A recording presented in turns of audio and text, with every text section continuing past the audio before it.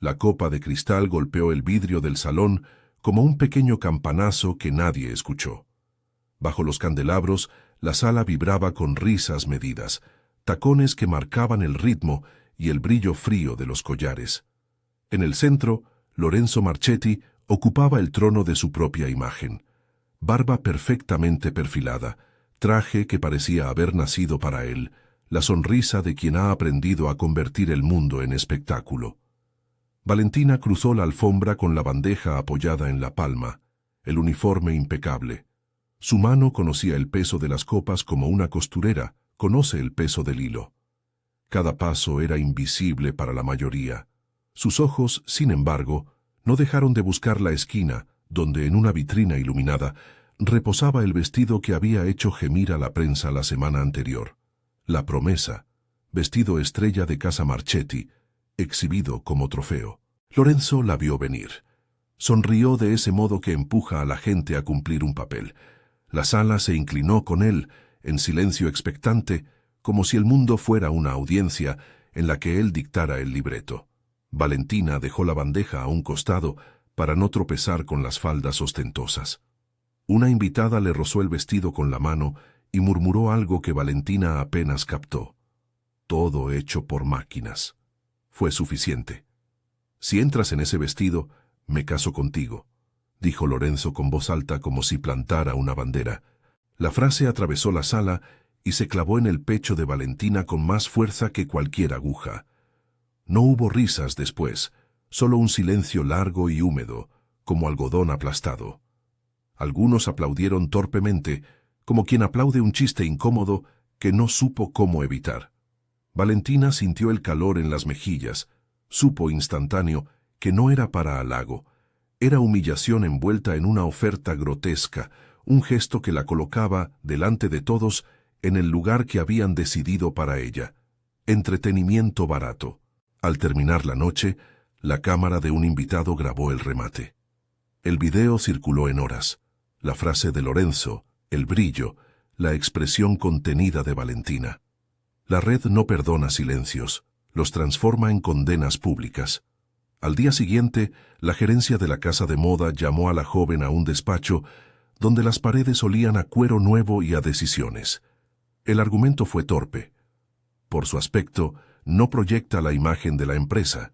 No hablaron de talento, ni de cuadernos con puntadas, ni de nombres de ancianas que cosían en la madrugada.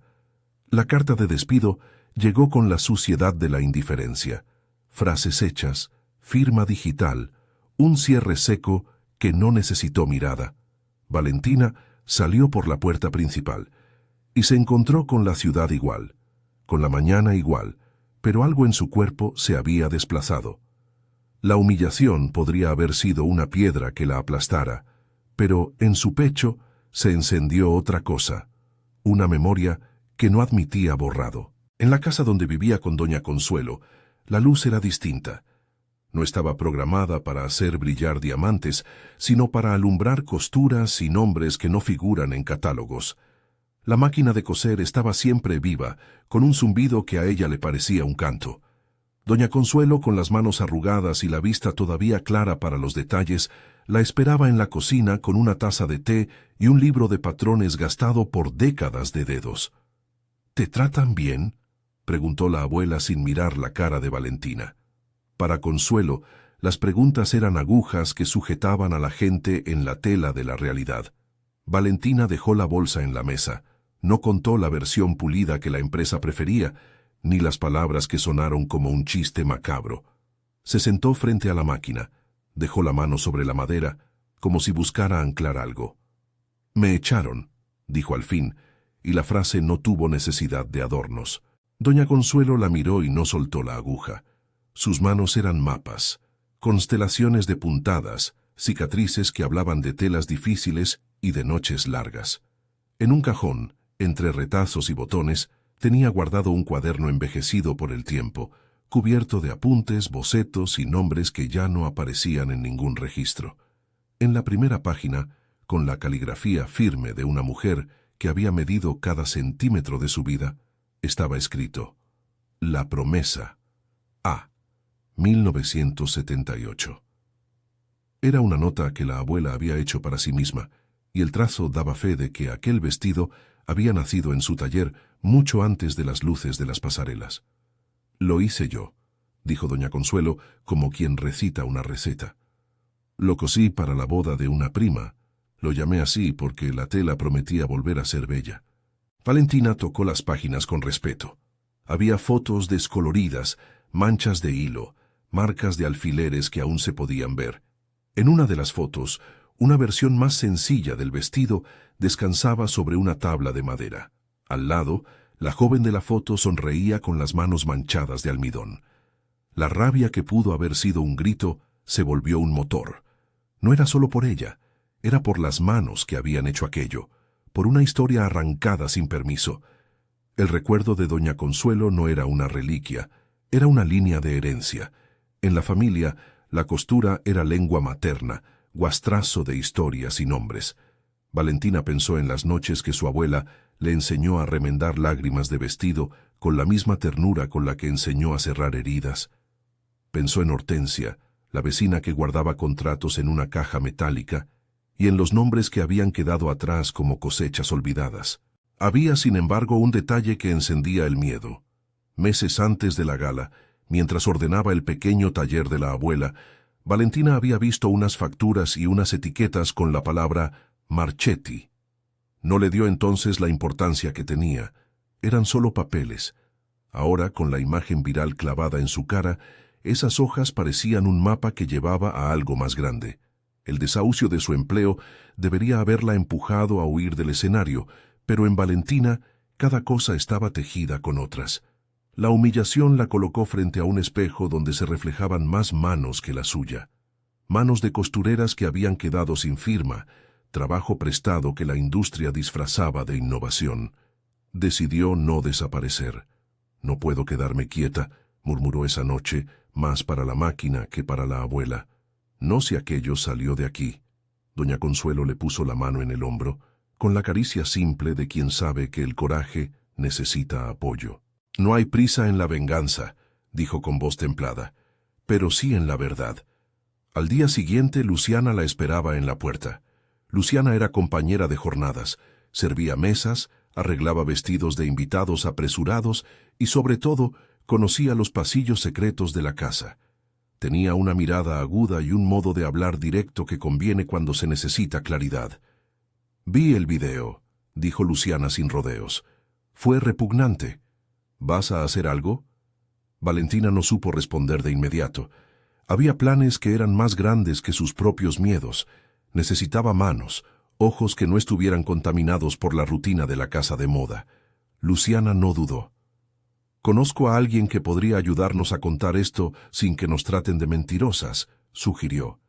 «Emiliano Ruiz. Es periodista independiente. Si hay pruebas, él las escucha». El nombre resonó como una llave. Emiliano era conocido por destapar historias desde la raíz, pero no trabajaba por sensacionalismo. Su oficio era buscar documentos, verificar fechas, preparar relatos que no se desmoronaran ante abogados y cámaras. Decidieron dar el primer paso con cautela.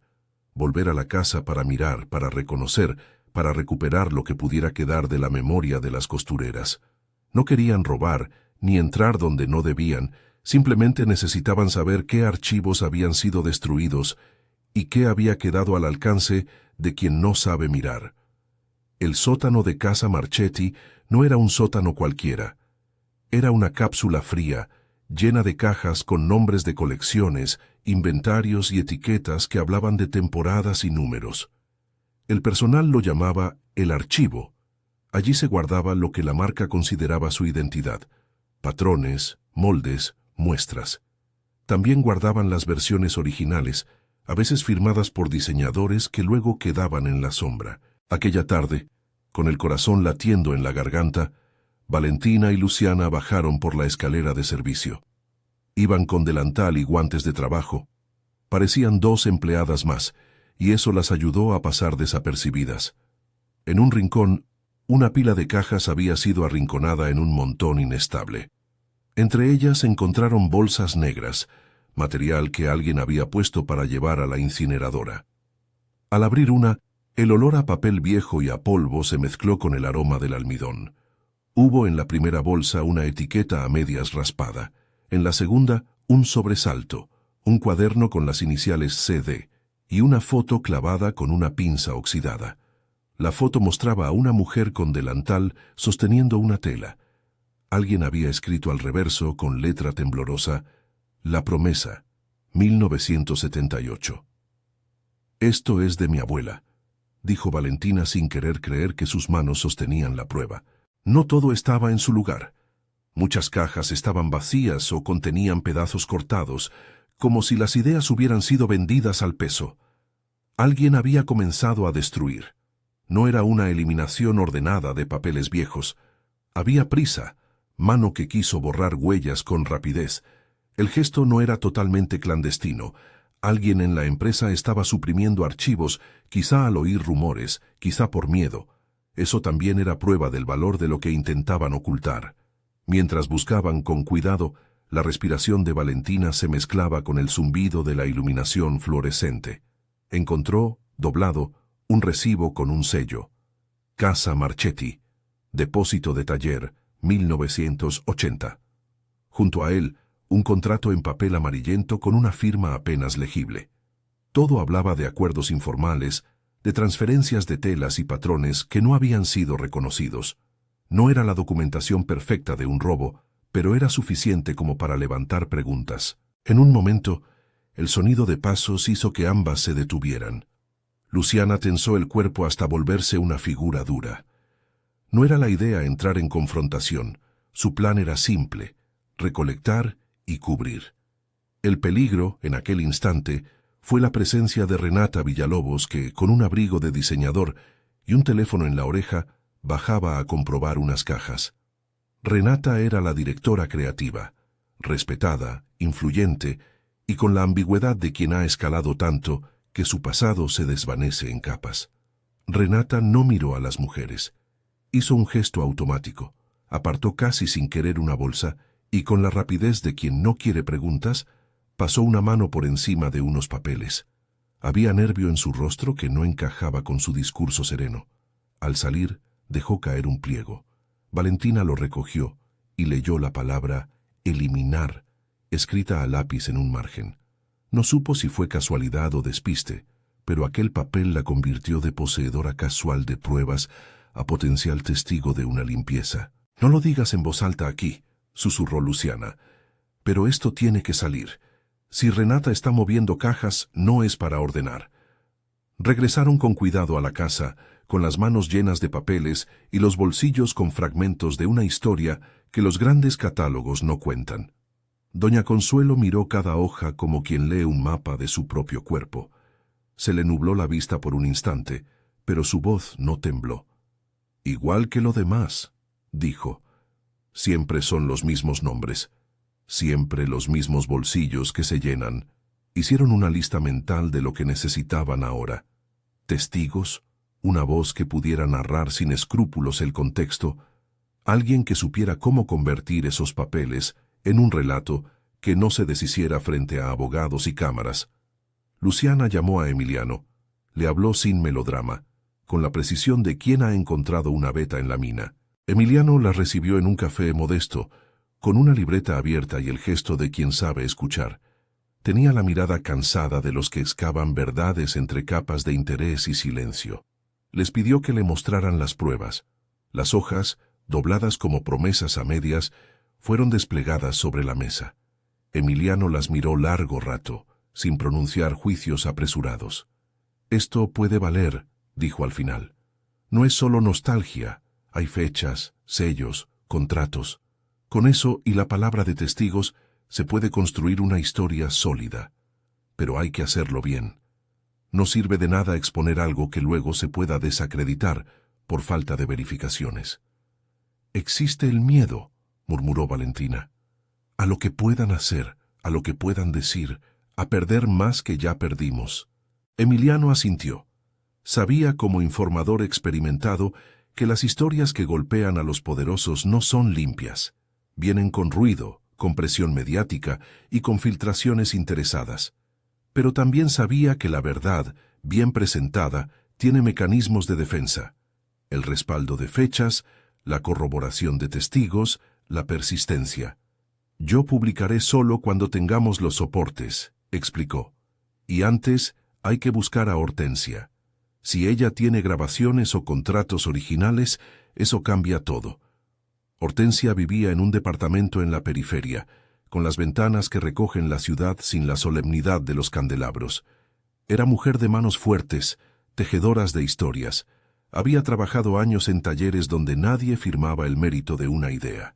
Cuando Valentina y Luciana la encontraron, la tarde parecía menos intensa que la que habían dejado atrás. Hortensia las recibió con una manta sobre las piernas y una caja metálica al lado de su cama. «Sé por qué viniste», dijo sin levantar la vista. «Hace años que guardo cosas que me parecieron injustas. Grabaciones, contratos, audios. No son perfectos, pero dicen lo que pasó». Abrió la caja con manos que aún vibraban al tocar el metal. Sacó un rollo de cintas y una carpeta con hojas escritas a mano. En una de las grabaciones, una voz masculina, un mediador que años atrás había actuado entre talleres y compradores, hablaba con nombres y fechas, con la naturalidad de quien cree que lo que hace es negocio y no apropiación. En otra cinta, una discusión entre un joven Aurelio Marchetti y alguien más describía la compra de moldes y el olvido de quién los había hecho. No había una confesión explosiva.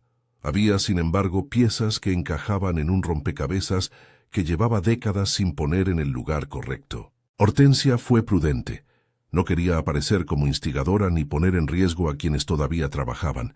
Sus manos recogieron las cintas como quien toca objetos sagrados. Su cara se tensó en un mapa donde las emociones y la prudencia luchaban. Pero también hubo alivio. Al fin lo que había guardado en cajones se ponía en manos de quien no solo lo leyera, sino que supiera cómo construir la verdad. «Yo no quiero fama», dijo Hortensia. «Quiero que admitan lo que hicieron y que paguen a las que trabajaron, que le devuelvan su nombre a mi amiga que ya no está». El proceso que siguió fue metódico. Emiliano no sacó nada a la luz de inmediato. Comenzó a verificar fechas, a comparar firmas, a buscar sellos y a hablar con otros testigos del oficio, costureras, modistas y pequeñas fábricas que, como un coro, empezaban a reconocer patrones de explotación. Isabela Contreras, abogada conocida por tomar casos pro bono de causas que parecían imposibles, fue la siguiente pieza del rompecabezas. Isabela aceptó escuchar sin prometer milagros. Su promesa fue más sobria. Si podemos demostrar la cadena de apropiación y la existencia de documentos que prueben el uso de esos diseños sin remuneración ni crédito, hay materia para una demanda. No es inmediato, pero es concreto. El plan, trazado con cautela y con la urgencia que otorga la verdad puesta en riesgo, se volvió un tejido de pasos: corroborar documentos, asegurar testimonios, preservar grabaciones.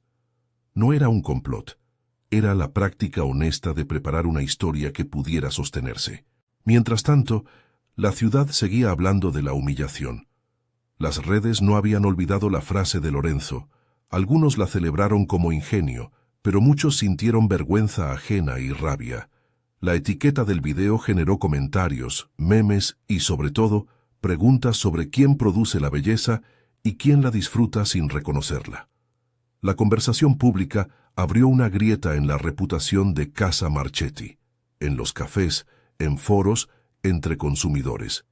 Esa grieta podía ser ahora la palanca que necesitaban. Valentina, sin embargo, no podía sostenerse solo en la indignación colectiva. Había noches en las que la soledad le pesaba, otras en las que el vigor de su abuela la empujaba. Sus manos seguían cosiendo, no para recuperar un empleo, sino para mantener la memoria viva. En el taller de la casa, las costureras comentaban a medias vocecitas, como si hablar de aquello fuera juntar fuerzas para una tempestad. «Si esto llegara a alguna parte», decía una de ellas, «sería justicia para las otras. Y para mi hermana», añadió otra, «que la línea de trabajo no quede en manos de quien solo la vende como novedad. Cada papel rescatado, cada firma leída, cada testimonio recogido, daba más espesor a la posibilidad de un cambio. No sería rápido, no sería limpio, pero las piezas estaban en movimiento, y la imagen de Valentina sirviendo en aquel salón con la humillación clavada empezaba a transformarse en otra cosa. No la de una sirvienta humillada, sino la de una mujer que recoge pruebas y nombra a quienes las hicieron invisibles. Una tarde, mientras organizaban las hojas en la mesa de la cocina, doña Consuelo buscó algo dentro del cuaderno viejo, una nota que había pasado desapercibida. La dobló con delicadeza y la entregó a Valentina. Era una carta pequeña, con tinta desvaída, dirigida a Aurelio.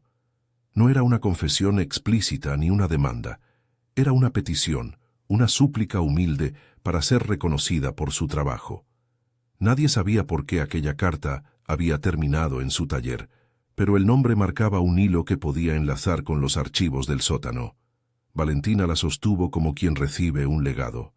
La tinta casi se había borrado, pero las palabras tenían la fuerza del hombre que pide algo que no le pertenece: reconocimiento.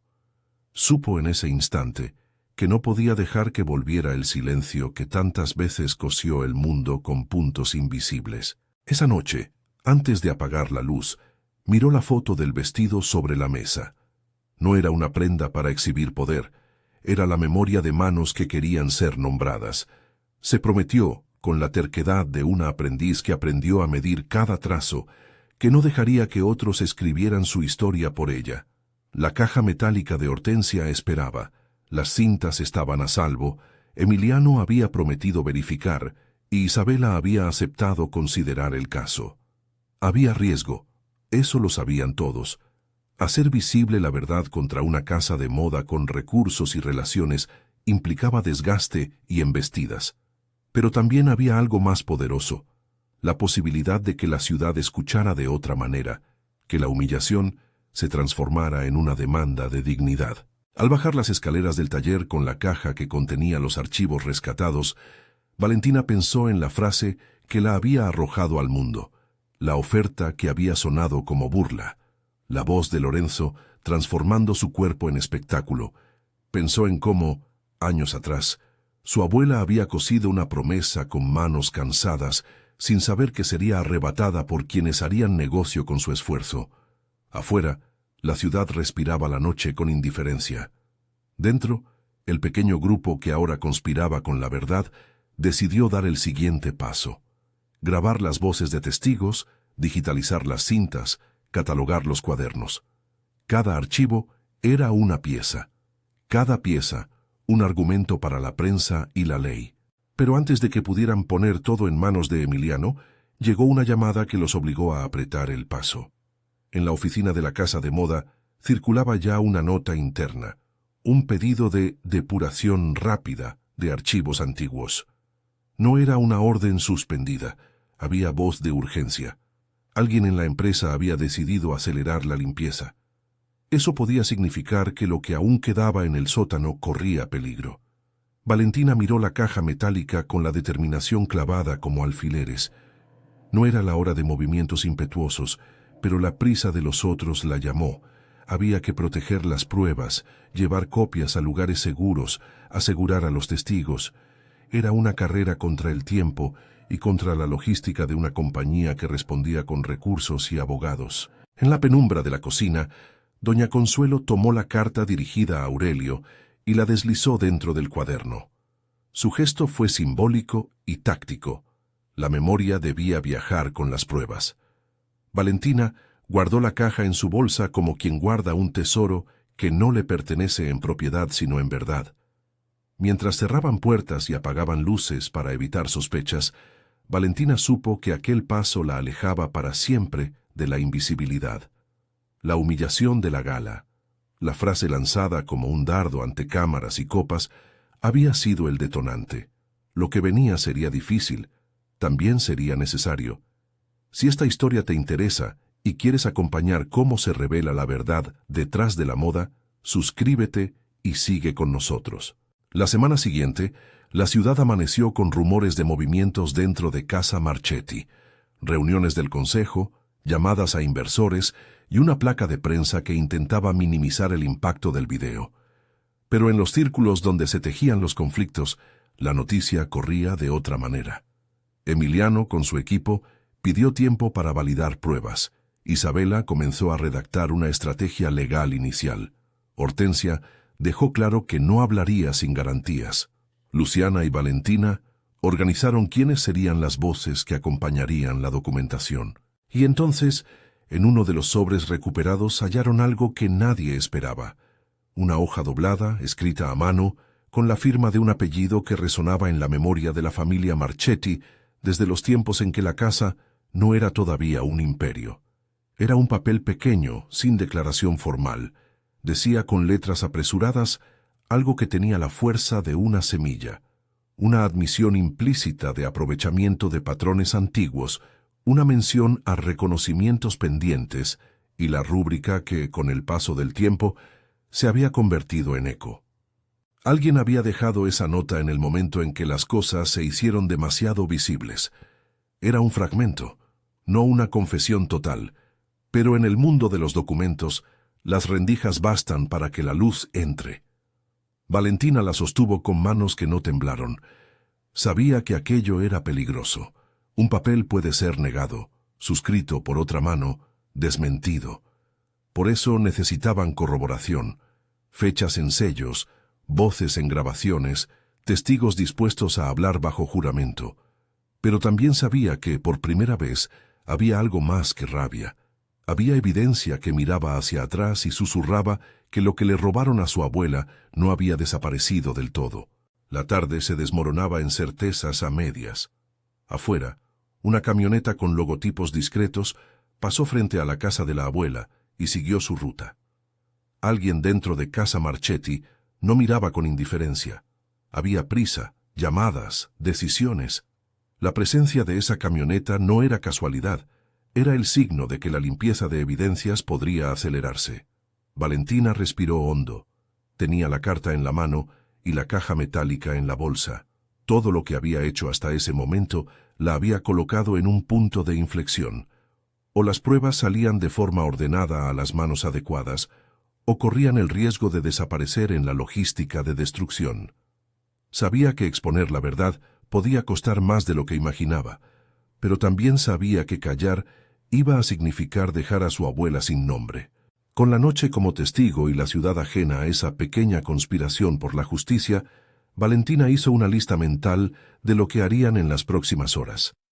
Digitalizar las cintas, asegurar copias en lugares distintos, convocar a Isabela para sellar la custodia de pruebas y preparar a Hortensia para declarar cuando llegara la hora.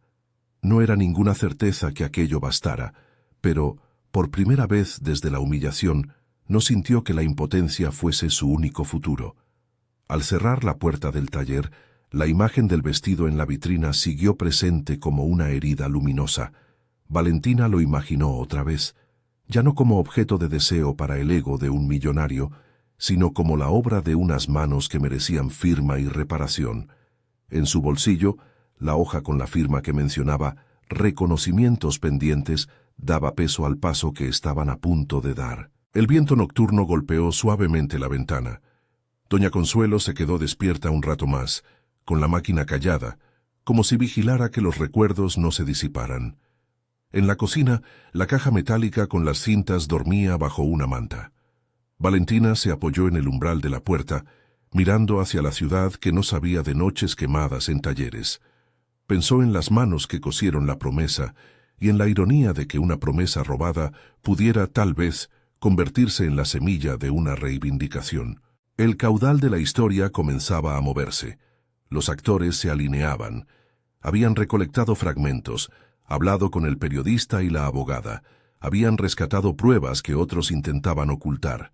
Lo que restaba era convertir esos fragmentos en una verdad que no se pudiera callar con demandas, ruido o dinero. Sabían que la empresa tendría recursos, abogados y acceso a canales que podían distorsionar la narrativa. También sabían que la ciudad, cuando escucha razones documentadas, puede inclinar la balanza. Esa noche, Valentina no soñó con vestidos, soñó con manos, con nombres, con una mesa larga donde las costureras finalmente firmaban, y cuando despertó al día siguiente, la noticia que encendió todo estaba aún intacta. La frase de Lorenzo seguía circulando, pero ahora llevaba otras voces adheridas, las de quienes habían decidido, por fin, que la invisibilidad no sería eterna. La publicación de Emiliano no llegó como un rayo. Llegó como una avalancha controlada, calculada, con bordes afilados. Su reportaje salió en la mañana gris.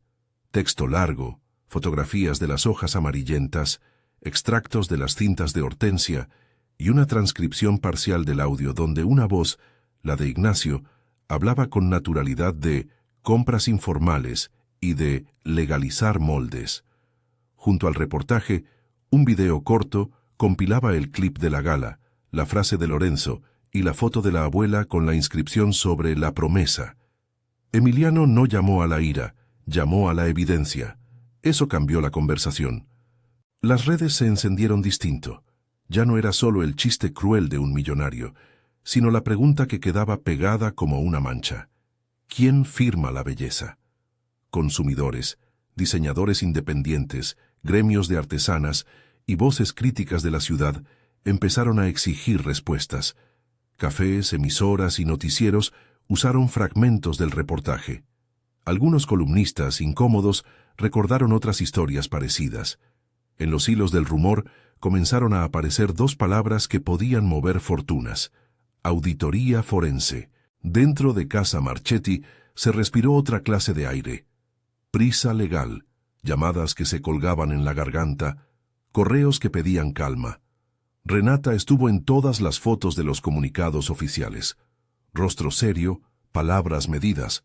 En privado, su pelo recogido delataba la fatiga. La directora creativa había sido la encargada de muchas decisiones, también la que, aquella tarde en el sótano, apartó una bolsa sin mirar. Ahora, frente al espejo de la opinión pública, la ambigüedad de sus gestos quedaba en evidencia. «No podemos ocultar esto», dijo Renata en una reunión del comité creativo, y por primera vez su voz sonó quebrada. «Si hay algo, lo arreglamos. Transparencia total». Pero la transparencia exigía pruebas. Isabela, que ya había empezado a preparar el expediente, pidió cautela pero firmeza, custodia de pruebas, preservación de la cadena de custodia de las cintas, solicitudes formales al juzgado para que ordenara medidas cautelares. No sería suficiente con un titular. La ley pedía papeles, testigos, peritajes. Mientras tanto, en la puerta del taller de doña Consuelo y en la esquina donde las costureras se juntaban, la solidaridad tomó forma concreta. Pequeños grupos de consumidoras llevaron pétalos, notas y flores a la puerta del edificio de la marca. Artesanas de barrios cercanos compartieron historias en redes con la etiqueta que Emiliano impulsó: reconocimiento. Las voces no eran un coro homogéneo, pero sí un eco que golpeaba donde más dolía: la reputación. Renata no fue la primera en caer. Fue la primera en sentir la presión que empuja a buscar un chivo expiatorio. En un comunicado que nadie creyó del todo, Casa Marchetti anunció la apertura de una investigación interna y la suspensión temporal de la comercialización de la colección donde aparecía la promesa. La bolsa bajó. Los distribuidores pidieron reuniones. Algunos inversores, inquietos, ordenaron auditorías propias. En la prensa económica surgieron columnas frías que hablaban de riesgo reputacional, de valor de marca. En los despachos de la empresa se vieron documentos que antes no se hacían públicos: correos internos, órdenes de compra, facturas con nombres parcialmente borrados. Emiliano, antes de publicar, había seguido una rutina que ahora pagaba dividendos: corroborar fechas, obtener copias autenticadas, entrevistar a testigos bajo juramento.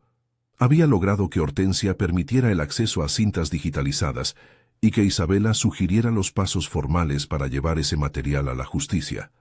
Las cintas, además, fueron sometidas a análisis por parte de peritos independientes que confirmaron su integridad y procedencia. Sin ediciones aparentes, con fechas concordantes y voces que, identificadas por testigos y por correspondencia con documentos, apuntaban al mismo círculo de negociaciones.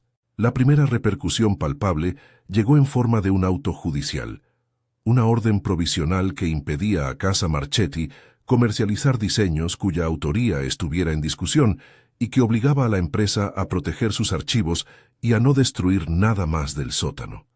Era una medida sencilla, técnica, pero con una fuerza simbólica enorme.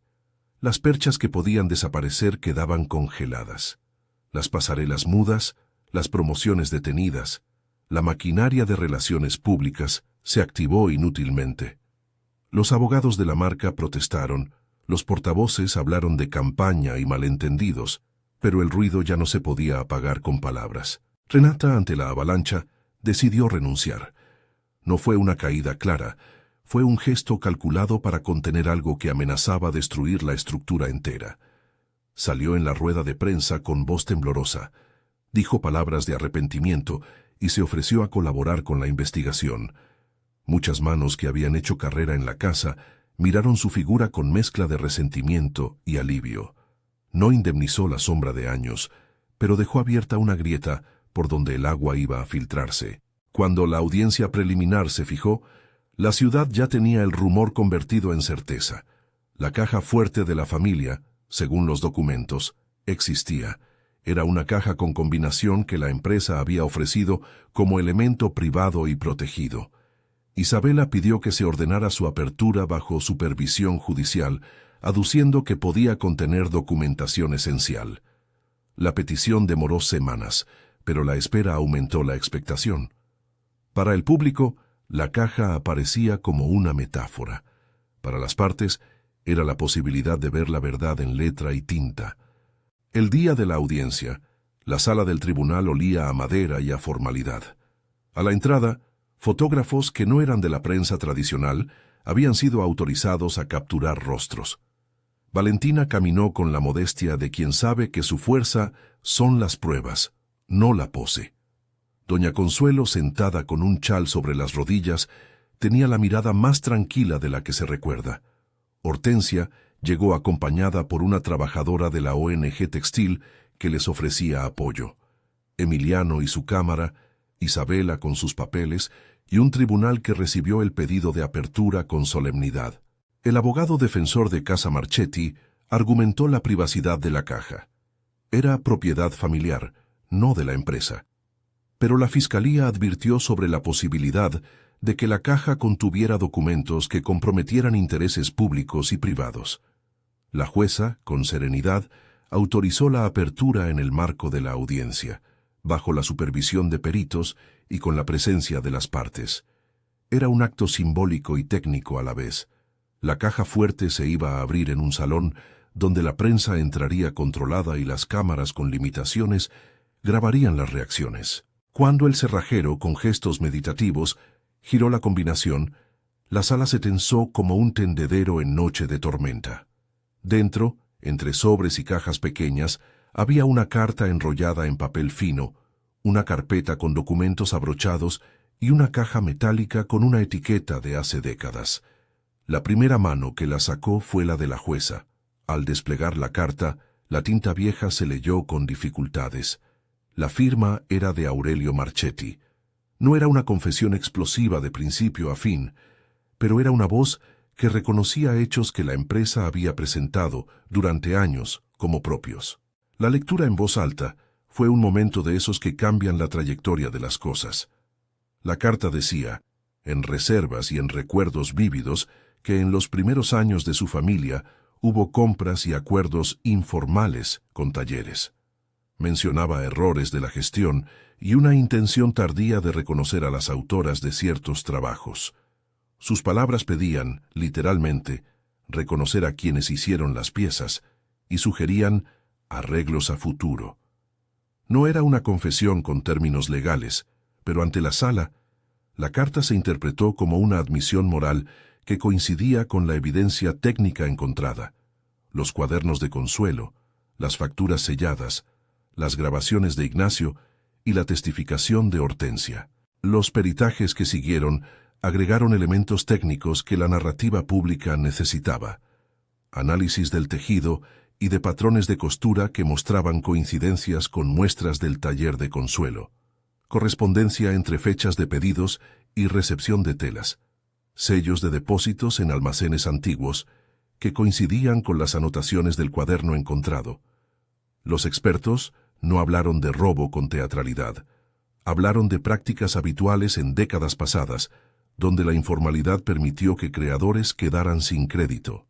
La ley, en estos casos, no siempre es retroactiva, pero sí permite reparaciones cuando existe documentación que prueba la cadena de apropiación.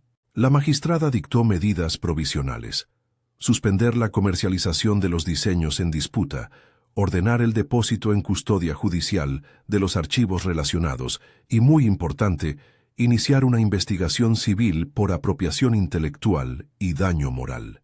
Además, se ordenó que la empresa debía abrir sus libros a una auditoría forense nombrada por el tribunal. La suspensión del comercio de piezas específicas impactó las ventas, pero también activó algo que ninguna cifra capta del todo: la urgencia de los inversores por posicionarse a salvo. Lo que vino después fue menos teatral y más estratégico. Ante la perspectiva de sanciones y pérdidas mayores, algunos miembros del Consejo de Casa Marchetti empezaron a mirar la alternativa de una salida negociada. No por altruismo, sino por supervivencia financiera. Cuando los grandes fondos y algunos accionistas minoritarios vieron que la reputación se desmoronaba y que la presión de consumidores y reguladores podía traducirse en pérdidas sostenidas, prefirieron abrir conversaciones con mediadores externos. En esos pasillos fríos, los asesores financieros susurraron una idea: vender parte del paquete accionario a un comprador que pudiera recomponer la imagen y asumir el liderazgo operativo. La idea de vender una parte mayoritaria de la compañía a una entidad que garantizara reconocimiento y reparación surgió de una conjunción de fuerzas: ONGs del sector textil, un par de fundaciones filantrópicas interesadas en la preservación de oficios y un pequeño consorcio de inversores de impacto, que ofrecieron un plan creíble: constituir un fondo de reparación y sostenibilidad textil que compraría la mayoría accionaria y crearía un plan de gobernanza con presencia de representantes de las artesanas, expertos en patrimonio y un director ejecutivo con conocimiento del sector. Para que esa operación fuera políticamente viable y legalmente limpia, necesitaban a alguien que entendiera la tensión entre el taller y la gran industria. Necesitaban a Valentina. Convencerla no fue un acto de veleidad. Hubo desencuentros iniciales y desconfianza. Valentina no quería ser un rostro de postal, no buscaba ocupar un trono que replicara la injusticia con otra corona. Lo que aceptó fue un marco, control operativo real, la capacidad de nombrar a quienes formarían la dirección creativa y un compromiso firmado de crear un fondo de reparación para todas las artesanas afectadas. El acuerdo propuesto estipulaba la compra de la mayoría accionaria por parte del fondo y la cesión del control operativo a una gestión liderada por Valentina durante un periodo inicial de transición. No era una transferencia de un día, era una construcción que implicaba, además, la creación de un consejo donde las artesanas tendrían voz. El contrato tuvo etapas: apoyo legal de Isabela, revisión de due diligence, acuerdo de los accionistas minoritarios dispuestos a vender y la firma de cláusulas que garantizaban transparencia y límites. Algunos inversores conservadores rechazaron salir, pero el paquete que se ofreció convenció a quienes preferían salir a entrar en una avalancha de demandas y pérdida de mercado. Fue un proceso tenso, con cifras y reuniones a altas horas.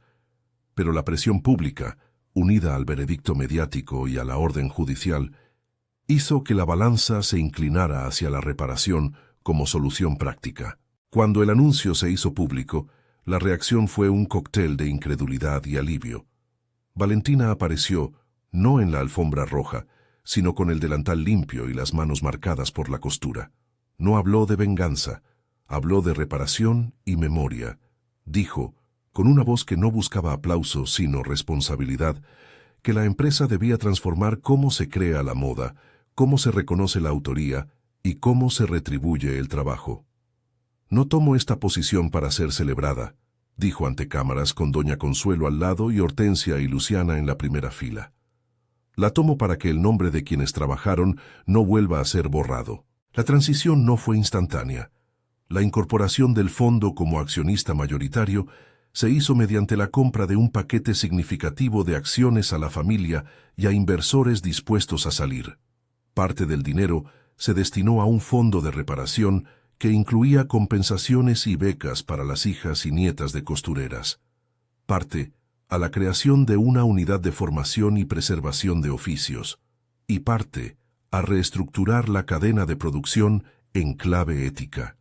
Contratos con talleres certificados, reconocimiento de autoría en etiquetas y la creación de un registro público de diseños con nombres de quienes los concibieron. La antigua estructura productiva cambió.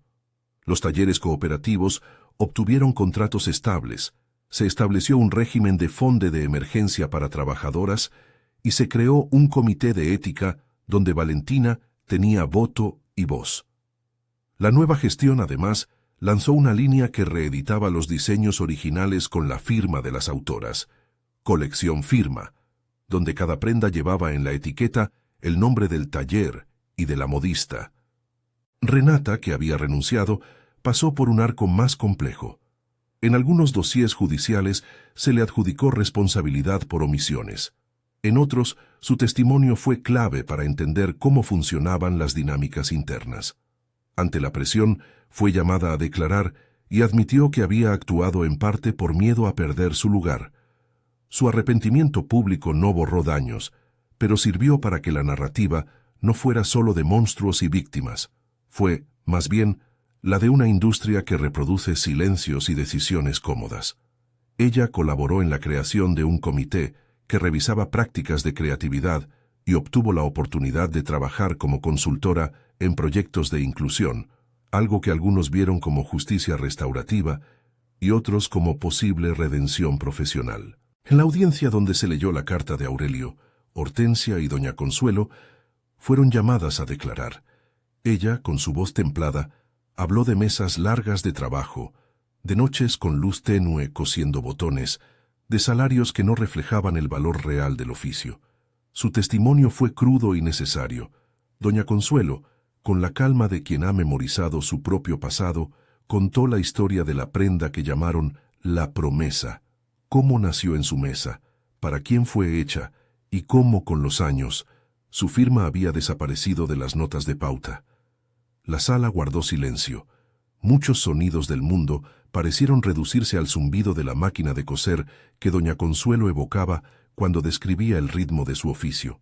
Ignacio fue convocado mediante citación. Había una grabación suya, donde hablaba con un intermediario sobre la compra de moldes, y aunque él intentó matizar el significado de sus palabras, su voz no dejó de sonar como prueba. Había hablado de prácticas que en su momento fueron consideradas normales. En el presente, esas mismas palabras equilibraban por fin la balanza entre intención y responsabilidad. El veredicto civil no llegó con un estruendo dramático que lo resolviera todo. Fue un conjunto de medidas: reconocimiento de autoría para las piezas cuya procedencia fue probada, compensaciones económicas a las afectadas, la obligación de la empresa de publicar un inventario público de diseños y la supervisión de un comité que velaría por el cumplimiento del plan de reparación. Fue una victoria que necesitaba trabajo posterior. Implementarla exigía compromiso y transparencia. Por eso, la venta accionaria que permitió la entrada del fondo fue una segunda victoria práctica.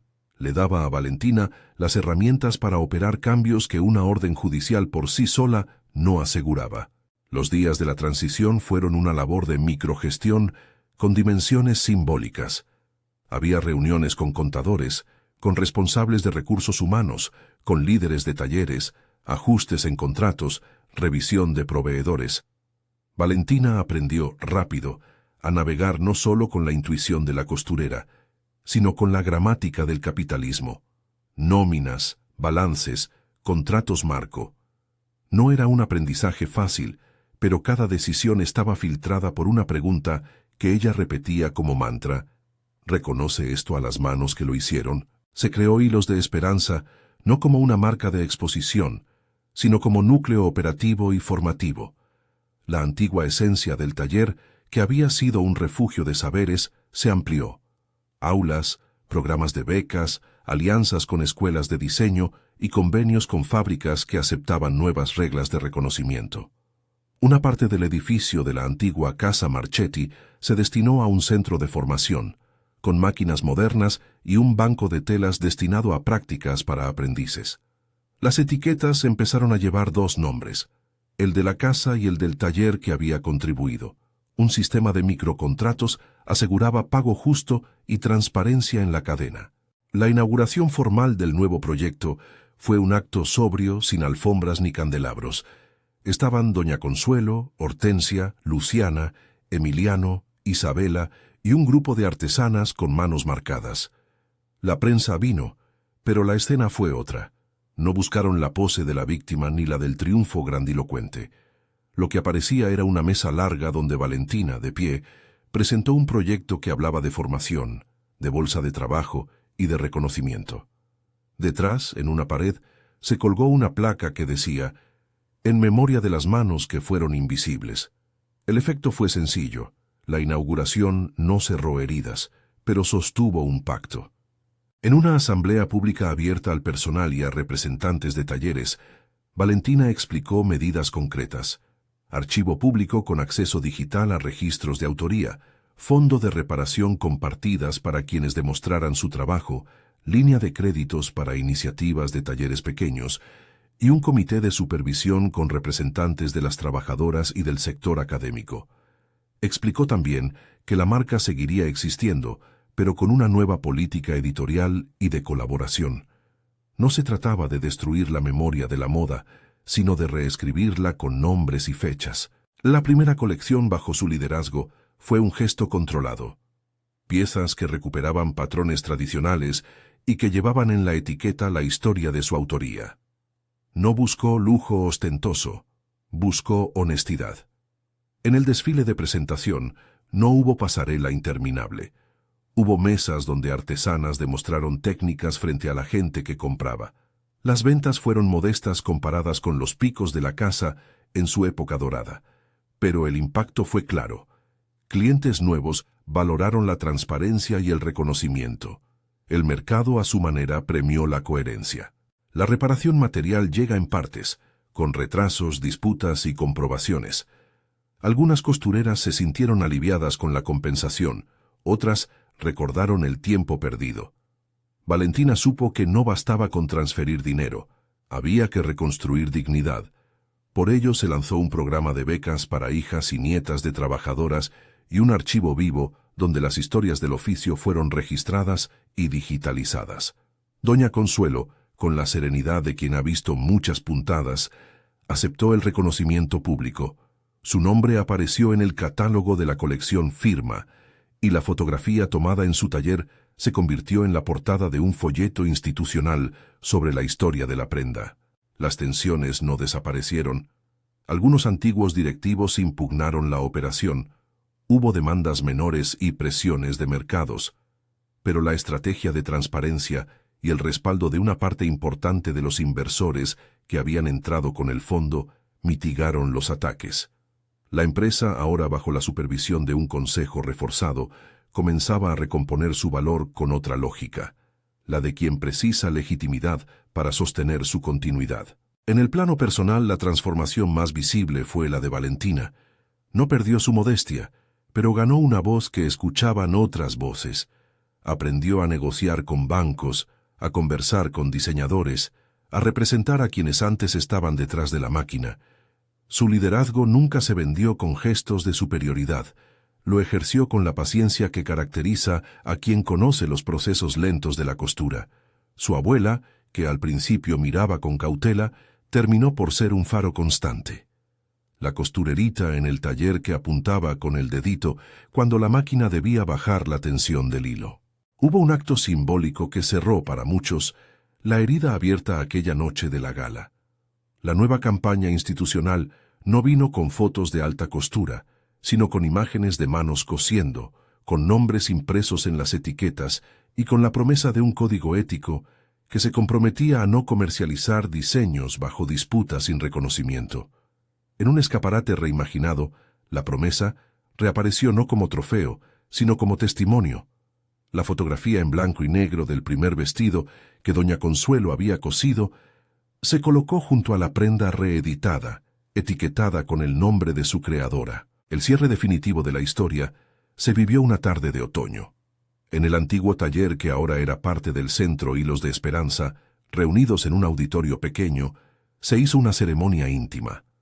Doña Consuelo, con manos que ya no pedían permiso a la costura para hablar, recibió un reconocimiento oficial, su nombre inscrito en un libro de honor de la nueva institución, una placa en el taller y la promesa de que su trabajo y el de otras costureras serían preservados mediante becas y archivos digitales.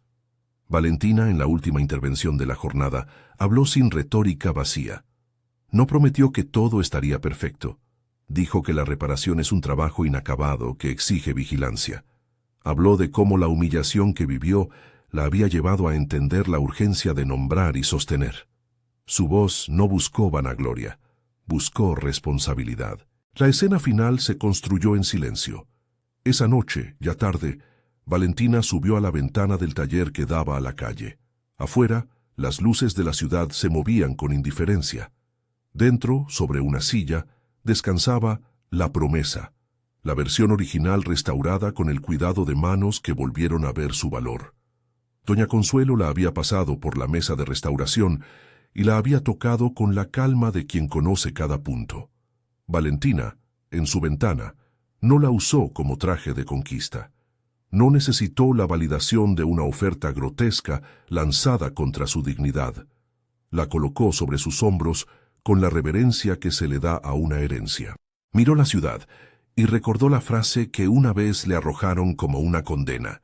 Esa misma voz que la despidió por su aspecto no imaginó que la mujer que sirvió copas terminaría, años después, presidiendo la gestión de la casa de moda que lo había expulsado. No fue un golpe de teatro.